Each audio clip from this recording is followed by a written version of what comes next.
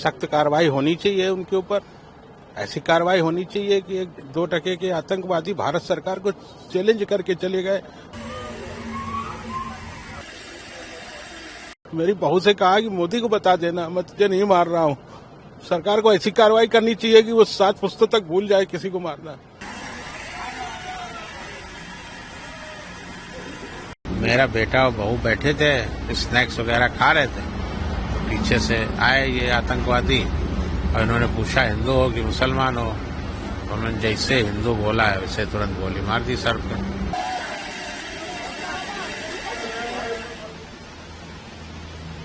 मेरी बहू कहने लगी मुझे भी मार दो, तो उन्होंने कहा नहीं तुम जाओ मोदी को बताना, तुम्हें नहीं मारेंगे।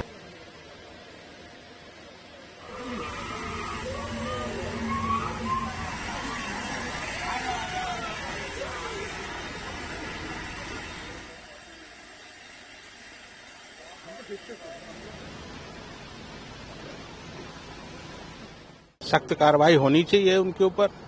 ऐसी कार्रवाई होनी चाहिए कि 2% के आतंकवादी भारत सरकार को चैलेंज करके चले गए। मेरी बहू से कहा कि मोदी को बता देना, मैं तुझे नहीं मार रहा हूँ।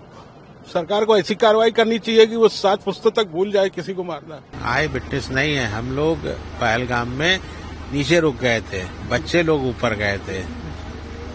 हम लोग वहाँ नीचे एक स्थान होता है, उसके बाद ऊपर जाने के लिए घोड़े से जाना पड़ता है, जिसको मिनी स्विट्जरलैंड कहते हैं। तो वहाँ जाने के लिए 7 किलोमीटर घोड़े से ऊपर चढ़ाई चढ़नी पड़ती है। तो हम लोग ऊपर नहीं गए थे, हम लोग नीचे बैठे थे रेस्टोरेंट में और बच्चों को भेज दिया था। बच्चे मतलब मेरा बेटा, बहू और बहू की बहन, ये सब लोग गए थे। तो मेरा बेटा और बहू बैठे थे, स्नैक्स वगैरह खा रहे थे, तो पीछे से आए ये आतंकवादी और इन्होंने पूछा हिंदू हो कि मुसलमान हो। उन्होंने जैसे हिंदू बोला है वैसे तुरंत गोली मार दी सर पे। मेरी बहू कहने लगी मुझे भी मार दो, तो उन्होंने कहा नहीं तुम जाओ मोदी को बताना, तुम्हें नहीं मारेंगे। और फिर उसके बाद बाकी लोगों को गोलियां चलाई को, और फिर और आ गए। तो तब तक ये लोग भागे जान बचा के किसी तरह ये लोग।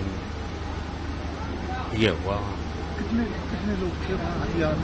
हथियार से लैस कितने लोग आए? अब ये हम क्लियर नहीं बता पाएंगे, हम वहाँ नहीं थे मौके पर, लेकिन काफी मात्रा में थे आतंकवादी, ये बताया गया है, क्योंकि मैं चश्मदीद नहीं हूँ वहाँ का।